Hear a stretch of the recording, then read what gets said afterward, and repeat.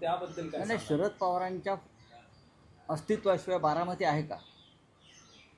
तुम्ही किती मोठे झाला असाल, अजितदादा असतील, सुनेत्रा पवार असतील, त्यांचे चिरंजीव असतील, तुम्ही आज राजकारणामध्ये पवार म्हणून उभे आहात ते शरद पवारांमुळे आहात. याचा विसर पडता कामा नये. तुम्ही कोण आहात? तर आम्ही कोण आहोत? आम्ही सगळे आहोत ते ठाकरे या नावामुळे आहोत. आणि ठाकरे या नावाला वैभव आणि गौरव हा बाळासाहेब ठाकरेंनी निर्माण करून दिला. तेच नसते तर आम्ही काय? तुमचं आडनाव पवार आहे किंवा तुमचं आडनाव अमुक अमुक आहे, तुमचं आडनाव देशमुख आहे, नाही. तुमच्या पूर्वसुरींनी या नावाला जे वलय निर्माण केलं, जी ताकद निर्माण केली, बारामती म्हणजे शरद पवार, हे लक्षात घ्या.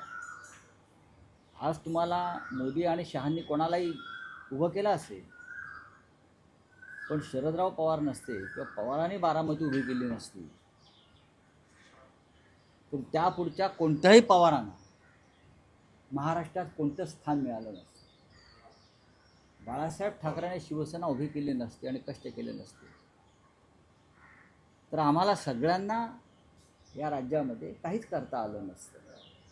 त्याच्यामुळे माणसानं किमान कृतज्ञता ही ठेवायलाच हवी राजकारणात. आणि शरद पवारांची पुन्हा आहे ना पाठीशी. किती नाही म्हटलं, तुम्ही किती टाळलं किंवा टाळण्याचा प्रयत्न केला तरी पवारसाहेबांची पुण्याई आहेच ना.